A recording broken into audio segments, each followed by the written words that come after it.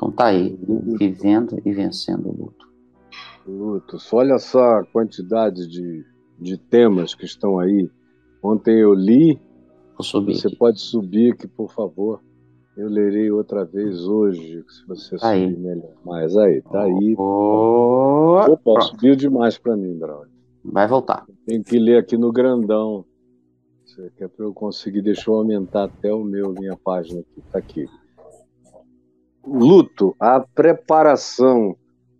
Todo mundo precisa se preparar para viver lutos, porque não há ninguém, só se morrer criança, que vá viver sem experimentar luto. Então, a primeira coisa é a real sobre o luto.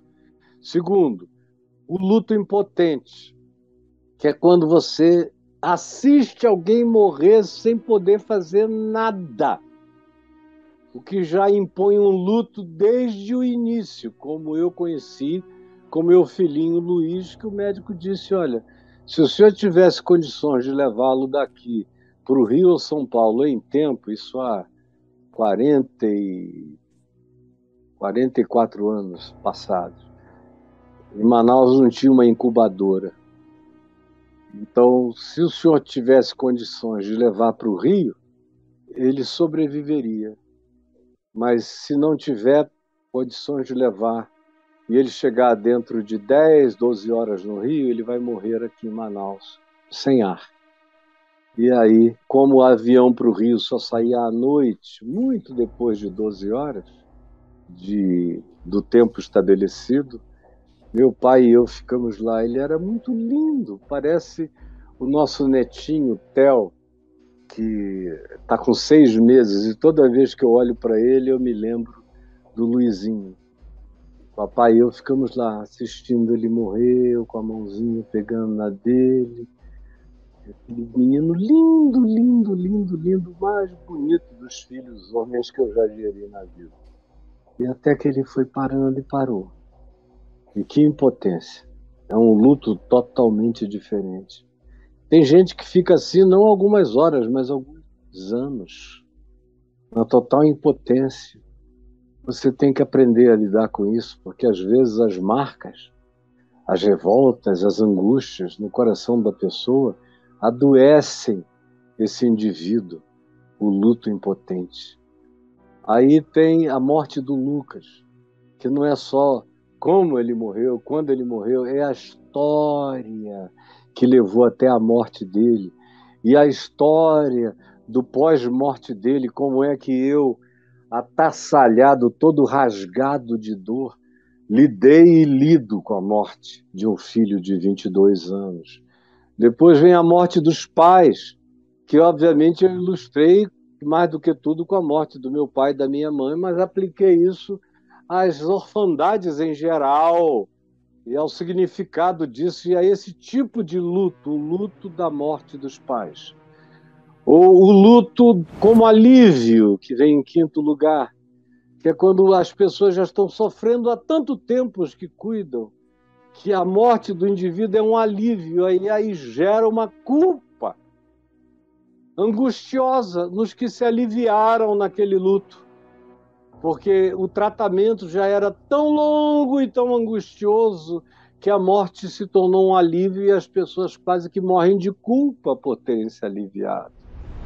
Em sexto lugar vem o luto de mudança, quando a pessoa é forçada a mudar de cidade, deixar para trás toda a vida, todas as memórias, todas as relações, tudo que era elemento atávico na existência da pessoa, do ponto de vista relacional e cultural, e ir para um outro lugar, para um outro país ou para uma situação totalmente diferente, ou mudar de status, mudar de condição, mudanças que são tratadas como verdadeiros enlutamentos. E você sabe que sim.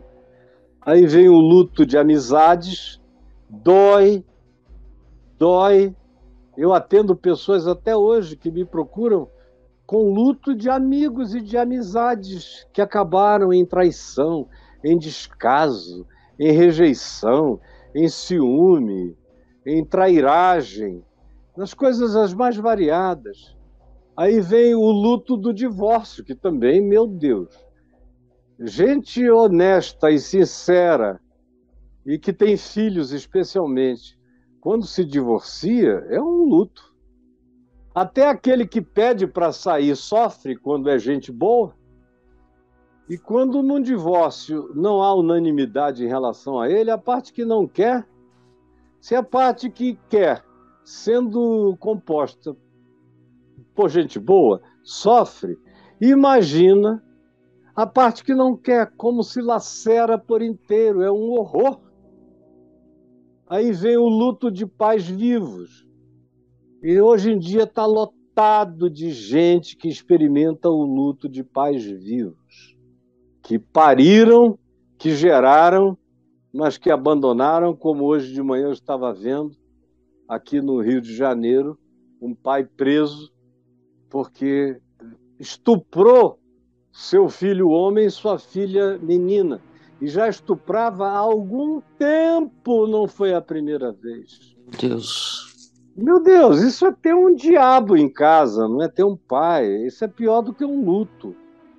É pior do que o cara ir e nunca mais voltar. Esse cara que não vai a lugar nenhum e te violenta todo dia. Aí vem o luto das falências, das perdas, da morte das condições econômico-financeiras, profissionais, status, a vergonha, a perda de tudo, o rebaixamento, o não saber como tratar os filhos depois de ficar anulado e impotente, e o luto que isso gera, as depressões, as angústias, é luto.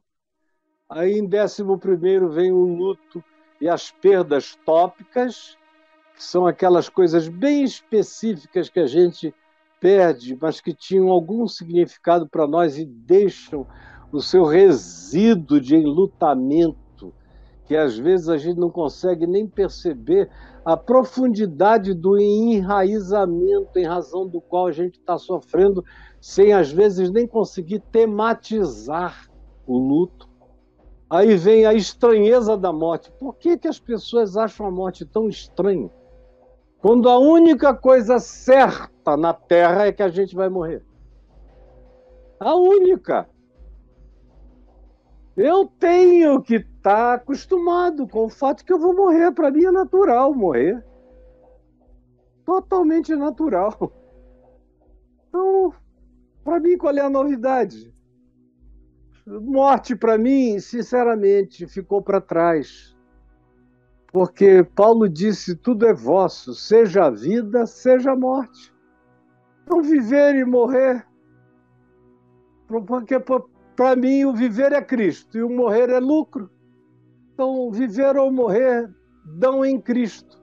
Se eu ficar aqui vivendo, é Cristo. Se eu partir daqui, é Cristo, é lucro, é melhor. Então, é a estranheza da morte no coração da maioria das pessoas, que é uma coisa meio inconcebível, é totalmente irracional. É uma expectativa de um auto-engano alarmante. É uma evasão da realidade chocante.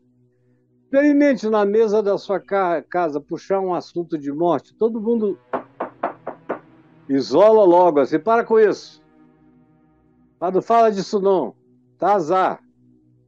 Aí vem a culpa e a fobia da morte, que é algo que você tem que entender a estranheza da morte a partir da culpa e da fobia da morte.